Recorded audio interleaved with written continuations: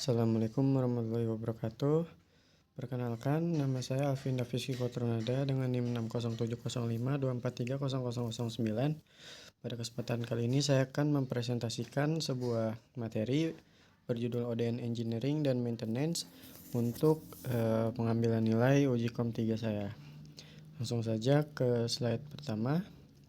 Di sini ada penjelasan. Di sini ada penjelasan bahwa ODN atau Optical Distribution Network adalah bagian yang sangat penting dalam jaringan POL dan FTTX. Sebelum memahami jaringan tersebut secara keseluruhan, kita perlu mengenal struktur dan komponen ODN terlebih dahulu. Selain itu, implementasi dan pemeliharaan ODN sangat menentukan apakah jaringan bisa berjalan dengan normal atau tidak. Sehingga materi ini fokus pada konsep dasar, proses implementasi, prosedur maintenance, serta alat yang digunakan sehari-hari. Lanjut ke objektif dari materi ini. Dijelaskan bahwa tujuan pembelajaran dari materi ODN Engineering and Maintenance. Setelah mempelajari materi ini, peserta diharapkan mampu memahami struktur logis dan komponen utama ODN, menghitung redaman link ODN, mengetahui langkah-langkah implementasi ODN dengan kontrol kualitas yang baik, serta memahami hal-hal yang penting yang perlu diperhatikan dalam pemeliharaan ODN. Lalu masuk ke konten. Ada 4 konten di sini. Kita masuk ke bagian yang pertama, yaitu ODN komponen. Lanjut ke slide definition and composition. Bagian pertama menjelaskan definisi ODN sebagai jaringan distribusi optik yang menyediakan jalur transmisi antara OLT dan ONU atau ONT. ODN terdiri dari media pasif seperti kabel optik, patchcord, pigtail, splitter optik, serta perangkat koneksi yang berfungsi untuk menyambung, mengatur, dan membagi jalur syarat optik tanpa menggunakan perangkat aktif. Jadi hanya menggunakan perangkat pasif. Lanjut ke definition and composition bagian 2. Pada slide ini dijelaskan bahwa ODN selalu ada dalam jaringan FTTX dan yang paling kompleks adalah FTTH. Dalam skenario POL, ODN terdiri dari 4 titik utama dan 3 segmen, yaitu feeder cable, distribution cable, dan drop cable. Pembagian ini membantu untuk memahami posisi ODN dari sentral hingga ke pengguna akhir. Lanjut ke ODN split ratio. Slide ini membahas rasio split pada ODN, di mana GPON atau Gigabit Passive Open Network mendukung hingga 1:128 dan 10G GPON hingga 1:256. Meskipun di lapangan biasanya digunakan 1:32 ataupun 1:64. Direkomendasikan pada maksimal 2 tingkat splitter karena jika rasio terlalu besar seperti contoh link 1 pada gambar, maka akan melampaui batas dan tidak memenuhi standar jaringan gitu. Lanjut ke slide berikutnya. Gradually Understanding Complexer ODN S1 atau bagian 1. Pada slide ini menunjukkan bentuk ODN paling sederhana, yaitu koneksi langsung antara OLT dan splitter lalu langsung ke ONU. Struktur ini jarang digunakan karena kurang fleksibel dan sulit untuk dikembangkan, tapi penting untuk dipahami sebagai dasar sebelum mempelajari ODN yang lebih kompleks. Lalu kita masuk ke Gradually Understanding Complexer ODN bagian 2. Nah, ditunjukkan pada slide berikut. Nah, ditunjukkan pada slide ini contoh ODN skala kecil, di mana OLT, splitter, dan ODF berada dalam satu kabinet. Kabel drop indoor langsung terhubung ke ONU. Struktur ini cocok untuk area terbatas dengan jumlah pengguna yang tidak terlalu banyak. Lalu ada Gradually Understanding Complexer ODN bagian ketiga. Slide ini menjelaskan ODN untuk kampus kecil hingga menengah. Jadi lebih kompleks namun masih di tingkat menengah, di mana distribusi syarat optik sudah melibatkan kabel vertikal di weak current well dan penggunaan FAT di setiap lantai. Dari titik distribusi ini, kabel fleksibel indoor diteruskan ke ONU pengguna, sehingga manajemen jaringan menjadi lebih rapih dan terstruktur. Lanjut ke yang berikutnya. Gradually Understanding Complexer ODN bagian keempat. Pada slide ini ditampilkan ODN yang lebih kompleks lagi, seperti pada kampus besar atau FTTH. Feeder cable ditarik dari central office ke optical distribution point, lalu dibagi ke berbagai area untuk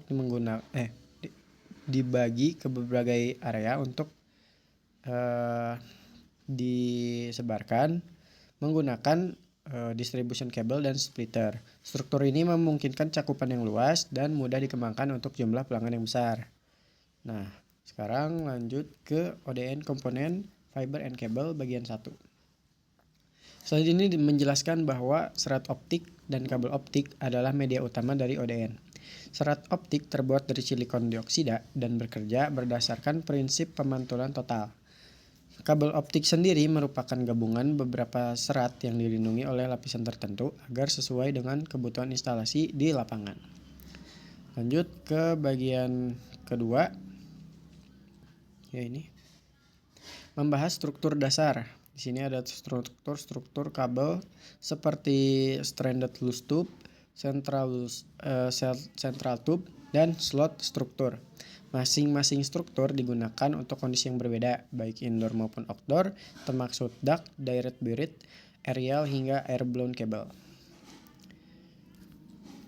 Lalu selanjutnya, di sini ada tabel yang menampilkan klasifikasi kabel optik berdasarkan lokasi penggunaan, struktur inti, metode pemasangan, dan posisinya dalam ODN.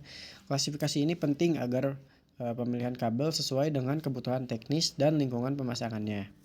Lanjut ke fiber and cable bagian keempat. Slide ini memberikan contoh model kabel optik yang umumnya digunakan seperti GYTA, GYTY53, dan GJBF-JH, dan yang lain-lainnya, serta skenario pemasangannya.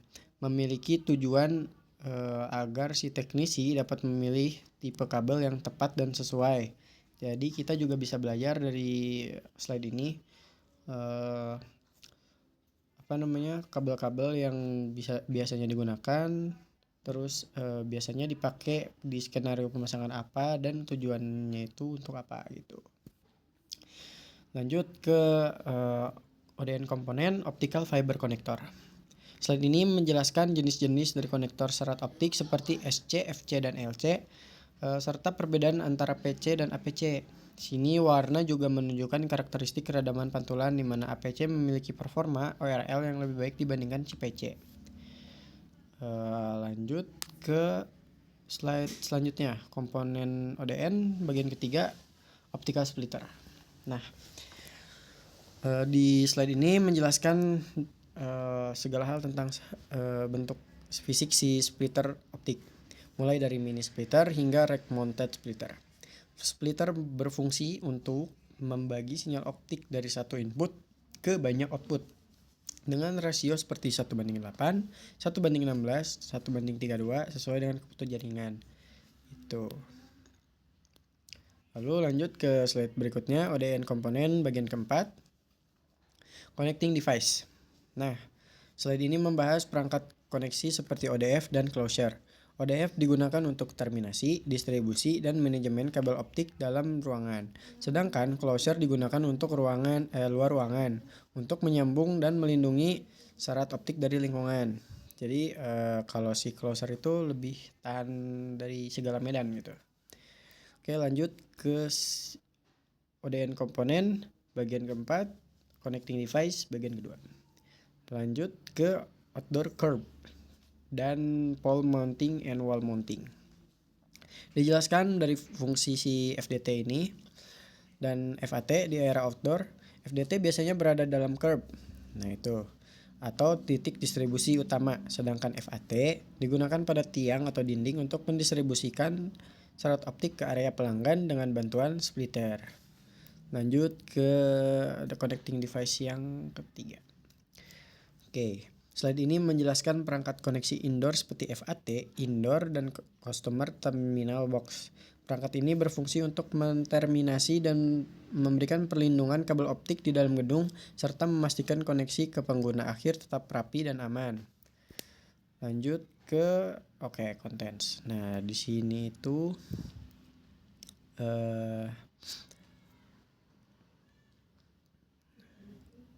kita masuk ke bagian kedua. Bagian kedua itu tentang ODN Engineering Implementation atau implementasi engineering ODN. Nah, kita lanjut ke Outside Plant Survey. Slide ini membahas tentang proses survei jaringan luar gedung atau outside plant yang menjadi dasar utama perencanaan ODN. Survei mencakup dari kondisi area target, apakah masih greenfield atau brownfield, rencana pengembangan ke depan, kepadatan objek, kondisi geografis, lokasi CO, ketersediaan pipa, tiang manhole, topologi OSP, serta sumber daya serat optik yang sudah ada. Hasil survei ini akan menjadi acuan dalam desain, estimasi biaya, dan pelaksanaan pekerjaan lapangan. Nah, lanjut ke si Inside Plan Survey-nya. Menjelaskan survei jaringan di dalam gedung atau inside plan yang bertujuan untuk memastikan kesiapan infrastruktur internal. Survei mencakup jumlah dan tipe gedung, jumlah pengguna, status bangunan baru atau lama, ruang telekomunikasi, jalur masuk kabel, weak current well, ketersediaan duct horizontal dan vertikal, serta perangkat existing seperti ODF dan FAT. Data ini digunakan untuk menentukan metode instalasi ODN yang paling sesuai. Lanjut ke slide 23 atau ODN Low Level Design. Slide ini membahas tahap perancangan detail ODN atau Low Level Design yang berfokus pada efisiensi biaya, fleksibilitas ekspansi, keandalan jalur, kemudahan instansi, dan kemudahan maintenance. Desain mencakup pemilihan topologi, level splitting, jenis proteksi jalur, pemilihan perangkat dan kabel, serta menghasilkan dokumen teknis seperti routing diagram, layout core, sambungan serat, dan BOQ sebagai panduan dari implementasi. Lanjut ke Civil Work of Ducts. Nah, di slide ini menjelaskan pekerjaan sipil untuk duct, mulai dari penggalian trench sesuai dengan rute desain, pemasangan duct, pembuatan manhole dan handhole, hingga penimbunan kembali. Seluruh pekerjaan harus mengikuti standar kedalaman, perataan dasar trench, penggunaan warning tape, serta mempertimbangkan ekspansi kapasitas di masa depan agar duct tidak perlu dibongkar ulang. Nah, lanjut ke slide Pole Civil Work Construction. Slide ini membahas tentang konstruksi tiang untuk jalur udara yang sangat dipengaruhi oleh kondisi medan, cuaca, transportasi, dan regulasi setempat. Prosesnya meliputi penentuan posisi tiang, penggalian lubang, pendirian tiang, pemasangan kawat penarik, serta pengaturan jarak antar tiang agar kabel udara itu aman, stabil, dan sesuai dengan desain. Lalu lanjut ke Direct Burial. Slide ini menjelaskan metode penanaman kabel secara langsung di dalam tanah tanpa duct. Proses ini mencakup dari penggalian trench dengan kedalaman dan kemiringan yang sesuai dengan desain, perataan dasar tanah, pemasangan kabel hingga penutupan kembali.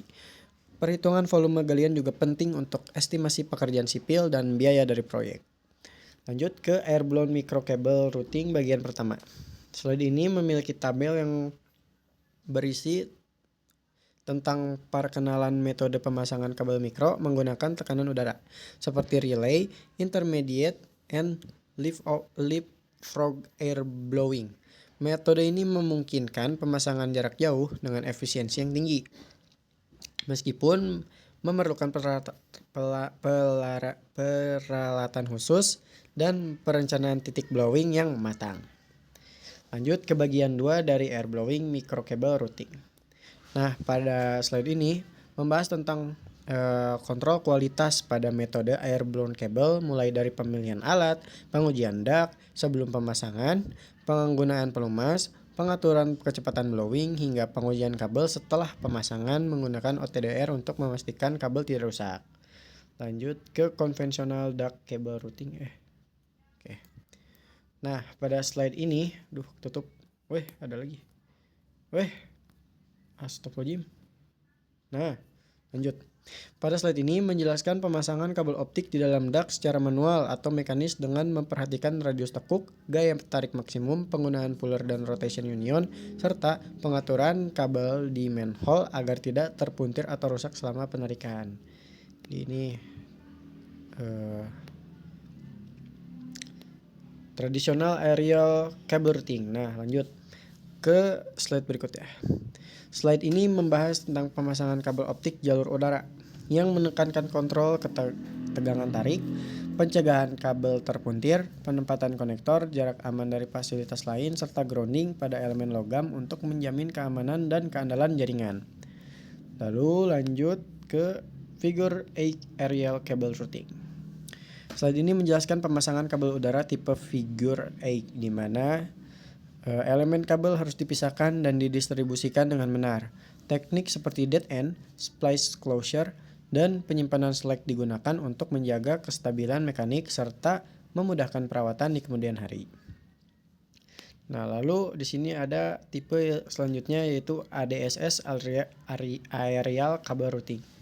Slide ini membahas tentang pemasangan kabel ADSS pada tiang kayu, beton, ataupun baja dengan pemilihan fitting yang sesuai dengan bentangan. Ditekankan juga pentingnya penyediaan slack kabel di setiap titik sambungan untuk memudahkan pemeliharaan dan perbaikan jaringan. Lanjut ada Direct Buried Cable Routing. Nah, slide ini menjelaskan pengaturan kabel tanam langsung, khususnya di titik sambungan dan closure. Diperlukan penyimpanan cadangan kabel dalam bentuk coil agar memudahkan splicing ulang dan maintenance di masa mendatang. Lanjut, Indoor Cable Routing. Slide ini membahas pemasangan kabel di dalam gedung secara vertikal dan horizontal dengan rekomendasi metode horizontal lalu vertikal. Perlindungan kabel menggunakan pipa PVC, pipa kaku, atau corrugated pipe diperlukan agar kabel aman dan dari kerusakan fisik. Di sini ada corrugated pipe, ada outdoor rigged, ada indoor PVC. Lanjut ke slide selanjutnya, FDT, FAT, Closure and TB Installation. Di slide ini berfokus pada construction safety atau keamanan konstruksi. Slide ini juga menekankan aspek keselamatan kerja saat instalasi perangkat ODN, mulai dari kepatuhan terhadap prosedur, keselamatan laser, keselamatan mekanik, dan perlindungan perangkat teknisi selama proses instalasi. Lanjut ke slide selanjutnya, FDT, FAT, Closure and TB Installation bagian kedua. Slide ini menjelaskan tahapan instalasi perangkat ODN, mulai dari persiapan lingkungan dan alat, pemasangan kabinet, hingga distribusi dan terminasi kabel optik sesuai panduan teknik masing-masing perangkat. Lanjut ke Fiber Splicing and Terminating.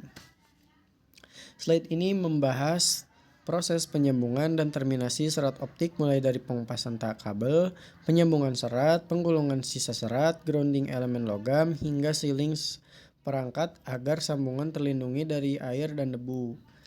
Lalu di slide selanjutnya kita mulai dikenalkan fusion splicer sebagai alat utama penyambungan serat optik yang bekerja dengan melebur ujung serat menggunakan arc listrik untuk menghasilkan sambungan dengan loss yang sangat kecil. Jadi ini pengenalan. Ini fiber fusion splicer versi KL300T. Lanjut, prosedur for connecting optical fibers. Slide ini ngejelasin alur standar dari penyambungan serat optik, mulai dari stripping, pemotongan, pembersihan, penyambungan, dan pemantauan hasil dari sambungan, hingga penyimpanan serat agar rapih dan sesuai dengan standar. Lalu stripping the straight through the optical cable. Slide ini menjelaskan langkah-langkah pengupasan kabel optik tipe straight through, mulai dari pengukuran panjang kupasan, pemotongan jaket, pembersihan, hingga pemotongan strike member agar siap untuk proses penyambungan. Nah, lanjut ke stripping the fusion splicing optical cable. Menjelaskan proses pengupasan kabel optik yang akan dilakukan fusion splicing. Nah, lanjut, tahapannya meliputi pengukuran panjang kupasan, membuka jaket kabel, memotong aramid yarn, membersihkan gel, memotong strike member, membuka loose tube, lalu melindungi serat dengan fiber protector agar siap disambung dengan aman. Lanjut ke stripping the bare fiber. Slide ini membahas tentang pengupasan serat optik tunggal yang biasanya dilakukan sebelum proses splicing. Serat dikupas dari coatingnya, lalu dibersihkan dan dapat terlebih dahulu dipasangi splice protection sleeve untuk melindungi sambungan setelah proses fusion selesai. Gitu. Lanjut ke cutting the optical fiber and phase. Slide ini menjelaskan pentingnya pemotongan ujung serat optik sebelum splicing. Pemotongan harus rata dan bersih menggunakan cleaver agar kualitas sambungan optimal, karena ujung serat yang tidak rata dapat menyebabkan redaman yang tinggi atau sambungan gagal. Lanjut ke splicing. Itulah. Lanjut ke splicing optical fiber and monitoring the connection.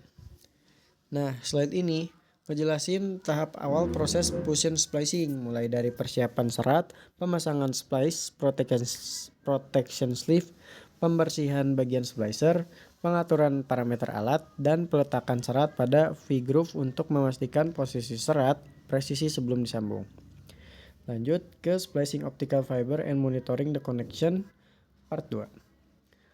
Slide ini melanjutkan proses splicing dari yang slide sebelumnya, yaitu penyambungan serat, pengecekan loss hasil splicing, pemanasan splice protector, penyimpanan sambungan di tray, serta pencatatan hasil splicing sebagai data dokumentasi kualitas jaringan. Lanjut ke common fault in optical line engineering. Slide ini membahas gangguan-gangguan yang sering terjadi pada jaringan optik. Di antaranya serat kotor atau rusak, kebocoran air, radius tekuk terlalu kecil, gaya tarik berlebihan, tegangan samping, refleksi tinggi akibat koneksi buruk, kesalahan label, hingga penggunaan tipe serat yang tidak sesuai dengan standar. Oke, lanjut. Kita sudah mulai masuk ke yang ketiga, yaitu ODN Test and Acceptance. Lanjut ke Civil Work Construction Acceptance. Nah, lanjut.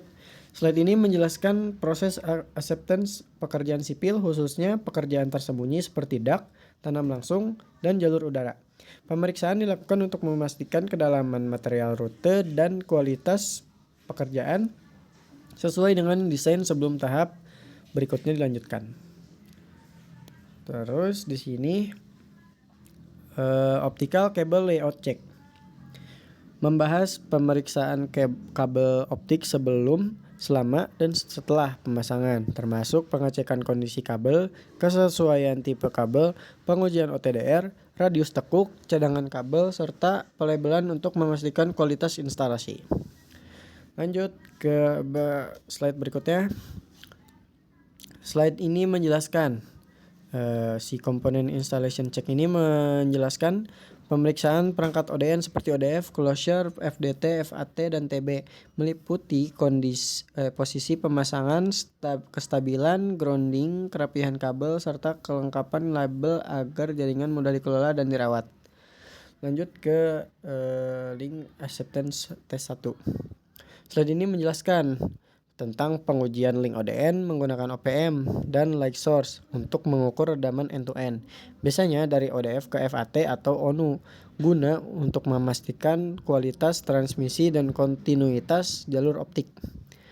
Lanjut ke link acceptance test 2. Kalau yang tadi pengujian link ODN menggunakan OPM, sekarang penggunaan OLTS yang menggabungkan light source dan OPM dalam satu alat, sehingga memungkinkan pengujian dua arah dengan lebih praktis dan efisien dibanding metode konvensional yang tadi.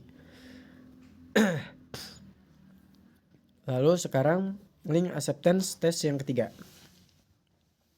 Slide ini menjelaskan penggunaan OTDR untuk pengujian link ODN, baik satu arah maupun dua arah, tergantung dari ada atau tidaknya splitter, dengan tujuan mendeteksi redaman sambungan dan titik gangguan pada jalur optik. Lanjut ke ODN link attenuation, bagian pertama. Slide ini memperkenalkan konsep redaman link ODN yang terdiri dari redaman kabel optik, insertion loss, dan komponen ODN, serta optical return loss yang mempengaruhi performa sistem secara keseluruhan.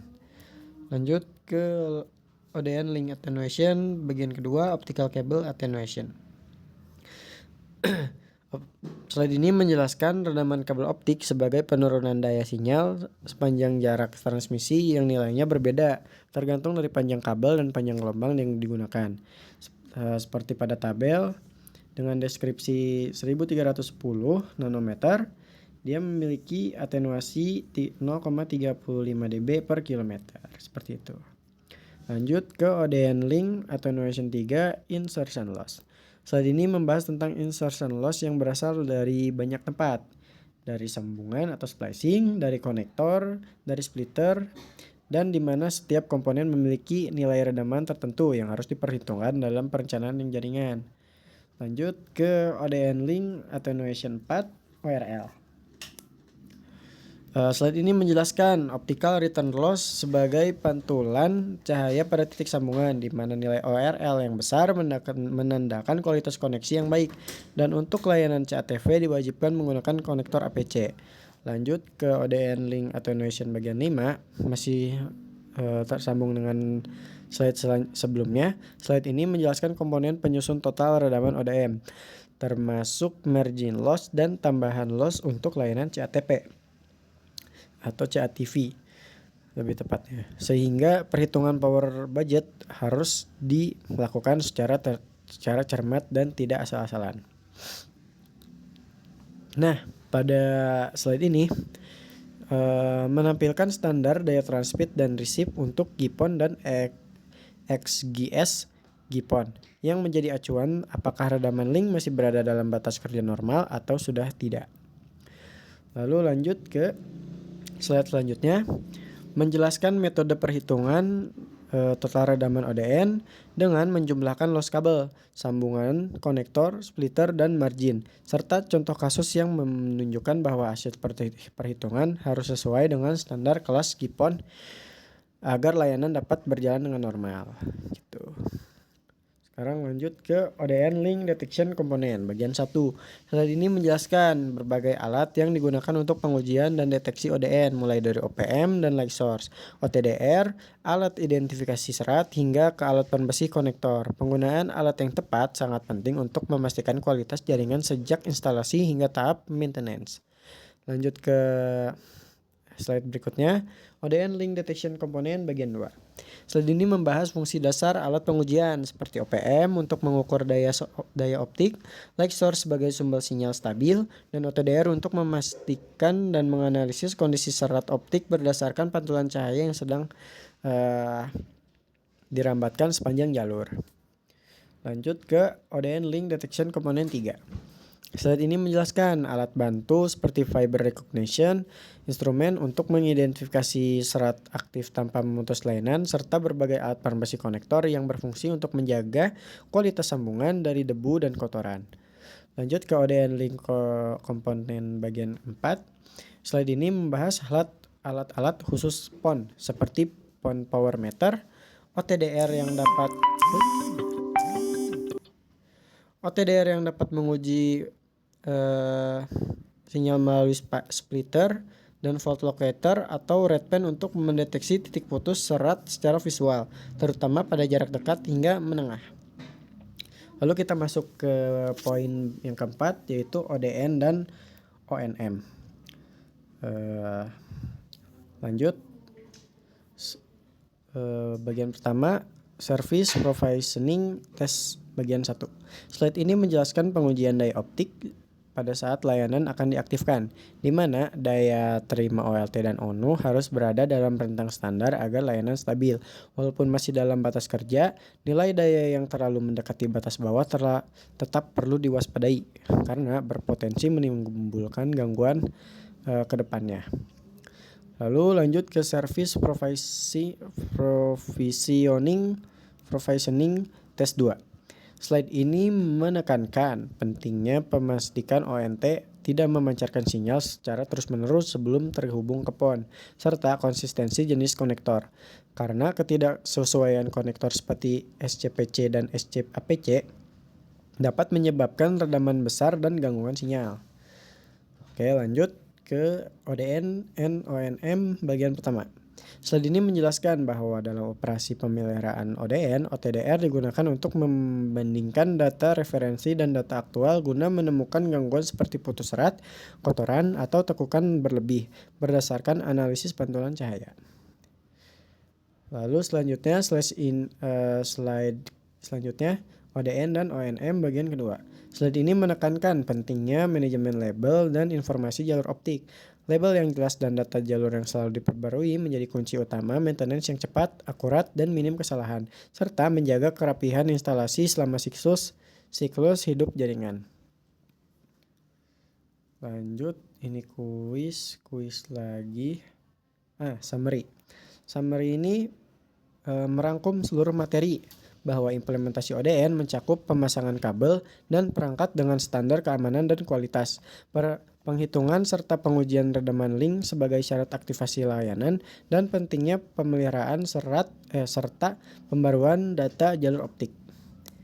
Lalu di sini ada recommendation, kita direkomendasikan untuk pembelajaran lanjutan. Oke, lalu thank you. Oke, selesai. Sebagai penutup, saya menambahkan bahwa ODN bukan hanya soal menarik kabel optik, tetapi tentang perencanaan yang matang, instalasi yang rapih, pengujian yang akurat, serta pemeliharaan yang disiplin. Jika setiap tahap dilakukan dengan sesuai standar, maka jaringan POL dan FTTX dapat berjalan stabil, mudah dikembangkan, dan minim gangguan. Terima kasih atas perhatiannya, semoga materi ini bermanfaat. Wassalamualaikum warahmatullahi wabarakatuh.